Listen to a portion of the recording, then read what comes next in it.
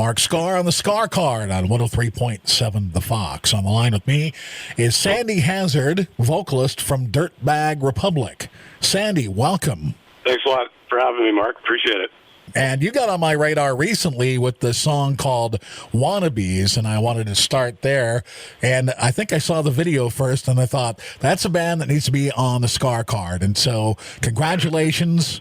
You made your mark there. Tell me a little bit about the song and the video. Well, that's great. Thanks a lot. Well, the song was really kind of about almost like musicians and people that kind of want to be something in the business. And it's people that have the talent and have the wherewithal, but just didn't get the breaks or be seen or whatever it may be. It's kind of what the vibe of the song is about. And the video came about, we decided that to be the first sort of single video for label, Vanity Music Group, or Shock Records, I should say, which is a division of that. And so, yeah, we decided to do that, and then it was sort of in the middle of COVID, or the tail end of COVID, where everything was still kind of locked down around here. But we were able to get into this really great theater called the Rickshaw downtown Vancouver.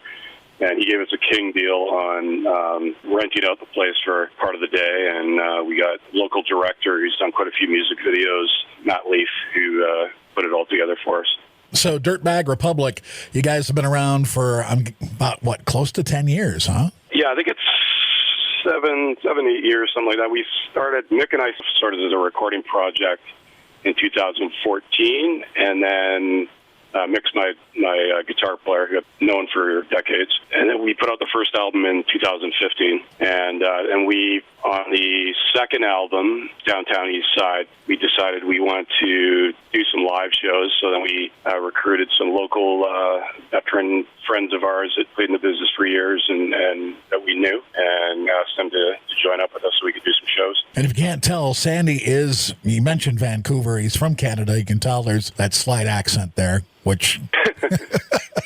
I don't think I've said A yet. No, but you said it butte, I think, a couple times, so that's okay. No, we like the Great White North, actually. Well, that's good. We like you guys. Well, thank you. So the last full-length record was called Tear Down Your Idols. I like the title. We actually finished that. It was supposed to come out in 2019, but because of COVID and there were some delays in getting the record out, and then COVID hit, and then that kind of delayed things even longer. So it was a fun record to make. We put it together over the course of, I think, about 5-6 months.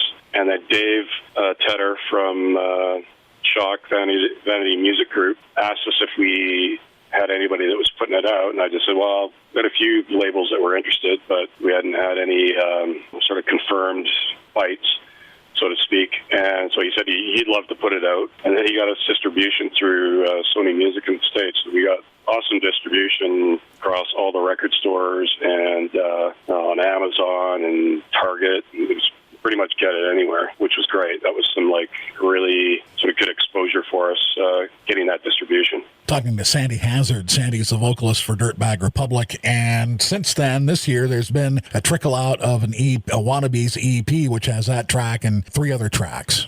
It was kind of interesting because we agreed to do with Vanity the album, so it was going to come out on CD and vinyl. And then Dave said, well, do you want to do a old school maxi single kind of EP with maybe 3 or 4 other songs, maybe from your other 2 albums? And then so I said sure, and I said, well, we've also got this other song that we did in sort of the start of COVID that we called Pandemic Blues, that we did for it was sort of a benefit song that we did for a Vancouver food shelter to raise money. And so we put that out. I think we raised about $1,500 or something like that for the food shelter, and then we put that song in the EP as well. And then the vinyl for the full album was supposed to come out, and then something happened with the plant that was putting it out in Europe. And I got word from Dave recently that it's back on again. So hopefully the vinyl version will see the light of the day, sometime soon. Sandy, were you a big vinyl guy growing up? I was, yeah. It's funny. I was right into it all, through my teens and before that. And then when CD cassettes came out, I got into that, and then I kind of stopped buying vinyl around 88 or something like that, 88, 89. And then I put all my records into bins that I didn't touch for almost 25, 30 years. And then I got back into it again probably about 4 or 5 years ago. And I kind of like it a lot better than... streaming's great for just kind of discovering new bands and convenience sake of it. But I find when you listen to a record, like a CD or vinyl, you seem a lot more focused on the record itself, and you kind of get into it more, which is kind of like the way I like it. It might just be the fact that that's, it's kind of what I grew up on, but some people I've talked to seem to think the same way as far as, the vinyl experience goes. Yeah, you get out the sleeve, and you read the lyrics, and you read the liner notes, and get all into it. Well, yeah, and it's nice how, especially if you've got, good artwork. The artwork on our last album, Tear Down Your Idols, we got some really cool artwork done by a guy in Germany named Oli O'Brien. If the album comes to fruition on vinyl, it's going to look really, really slick on, the bigger format. Talking to Sandy Hazard from Dirtbag Republic. What's the rest of the year looking like in 2023? For this year, we're about to start, probably next month or so, we're going to start doing the proper recording for our fourth album. And we've got about 20 songs that we've written over the last 2 years, and we're going to probably pare that down to 10 or 12 songs. So we'll start recording that. We've got some interest from a few different labels. Realistically, it'll probably be out maybe late 2023, I'm thinking. And the other thing is we'll be doing some more shows. We're trying to get on, there's a band, I'm not sure if you're familiar with them in the States, but they were really popular here in Canada, especially in the 90s, but they've kind of had a resurgence over the last 5 or 6 years. A band called the Headstones, really, really great rock band. They're doing a tour, I think late November, December, and they're basically at a competition to get original bands opening for them. So we threw in our package, so we're hoping to get on the Vancouver slot for that. And then we've got some other shows lined up in January that we haven't announced yet, but we're still waiting on confirmation. What would you say the new material is sounding like? An extension of what we're used to, or any new directions? I'd say it's still, dirty rock and roll. I mean, that's kind of what we play. We're really focused on, we have been focused on this from the start, but to me, songwriting is really important. Mick and I are the primary songwriters, so we try to make songs that stick in people's heads, and it's not, I find a lot of newer bands, it's all really riff-oriented, which is great, but you need to have the melodies and the hooks to go along with that. So we really try to write really hooky songs, not intentionally radio friendly. I don't think there is a thing as radio friendly anymore, because radio plays everything now. But I'd say it's similar vein, but maybe a little more diverse. We've got a couple of cool, kind of bluesier, kind of slower mid-tempo songs that are really good that we came up with. There's some real sort of ass kickers on there as well, and I think it'll be one of our better albums. I think we've gotten better as songwriters as each album's come and gone, and we're pretty amped about getting it out there. Sandy, you, correct me if I'm wrong, you've got another project you're doing too, right? I've been playing for actually 27 years, if you can believe it, in a pop-punk band called the McCrackens.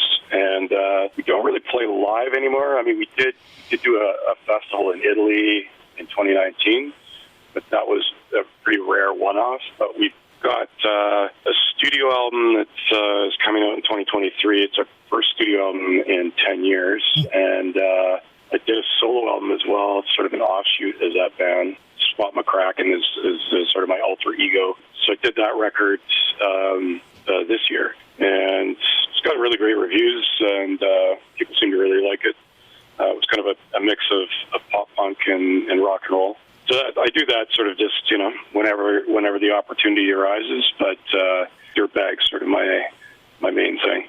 Sandy, if people want to find out more about you and Dirtbag Republic, how can they go about doing that? You can go to dirtbagrepublic.com, which has all our social media links and links to interviews, videos, and where to buy our records. And for McCrackens, you can go to it's McCrackins, McCrackens.com, and that's like a link tree site to all our records and social media, etc. Sandy, thanks for being on with us. We appreciate it, and all the best going forward. Thanks very much for having me, Mark. It's great that guys like yourself give indie bands like Dirtbag a chance to be heard to people that, maybe we're not on their radar. So much appreciated for giving us a shout out. Hey, it's my pleasure. Sandy Hazard, vocals, Dirtbag Republic, my guest on the Skaar Kaard, the new classic rock that rocks on 103.7 The Fox.